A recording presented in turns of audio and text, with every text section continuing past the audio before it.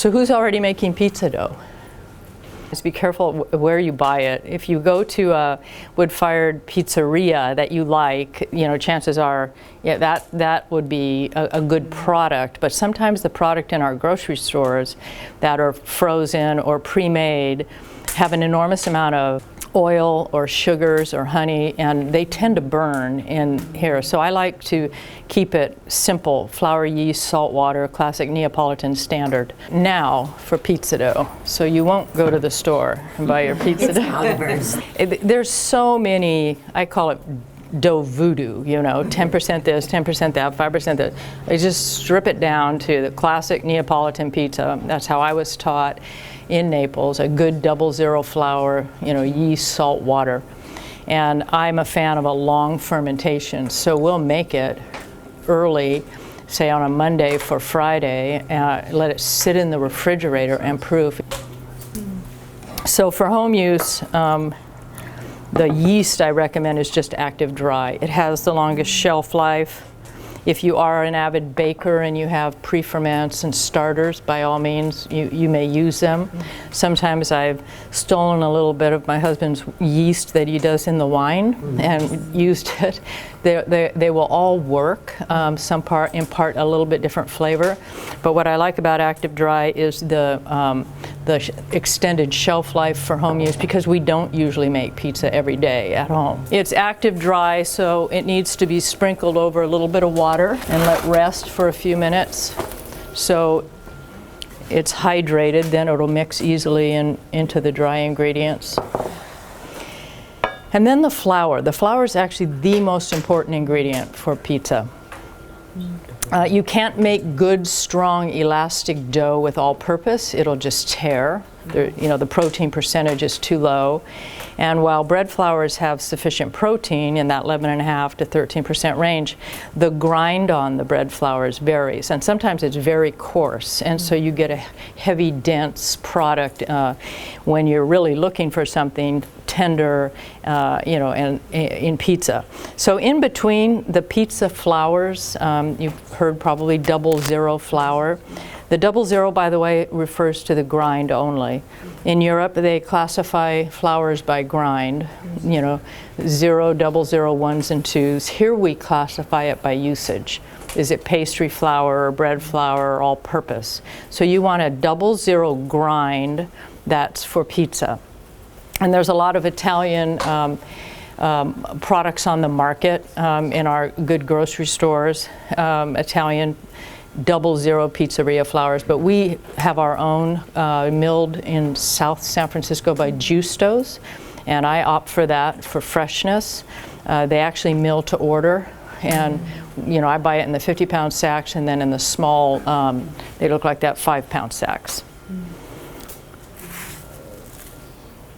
And when I make a large, when I make hundreds of pounds of dough, of course I use a big mixer. But out here today I'll show you by hand, so that if you're at all inclined to go buy the dough, you'll see how easy it is to make it too and store it. So we'll just have our flour and our salt. I have batches. This, by the way, is the smallest. It's a 4-cup batch. It'll yield 6 to 8 plate-sized pizzas, depending on the size of the dough ball. But on the Mugnaini website, we have options for you from this small batch and recipes that go up to a yield of 30 and 35 pizzas. So you can look across the board and see what works for your upcoming entertaining. We also have them available where you can just take a cup and a teaspoon and measure the ingredients, or you can scale them out by weight. It's 50-50. Half the population will do one and half the other, it seems. If you are scaling it, you'll have more accuracy, of course. If you're measuring it with a cup, you may get a little bit different volume in your dry, so always just give yourself a little bit extra water just in case you need it. Okay, so flour, yeast, salt, water. As I said, the flour is critical. And then you can use the options of yeast that we described, and then the water.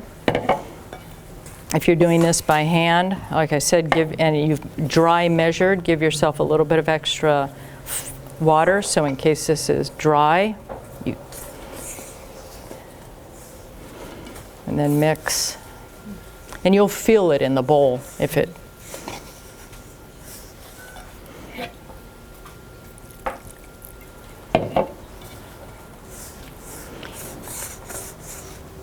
Otherwise, you could use a KitchenAid, you know, the countertop mixers. I have clients that have done this in a bread machine. I've not personally ever used a bread machine, but they say it works. Okay, mix it till it takes on what's considered a shaggy appearance. And then it's ready to turn out and knead.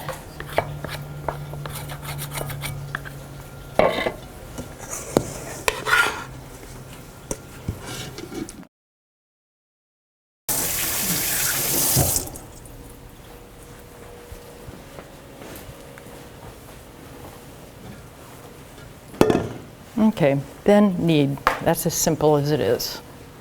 And if you're doing this by hand, I say it's going to be 5 to 6 minutes till it's a nice smooth, elastic ball of dough. There are times when I've gotten this far and the phone rings and I put the bowl over it, I get on the phone and I forget about it and I come back. This is how forgiving pizza dough is. It's pushing out under the bowl and it's still okay. So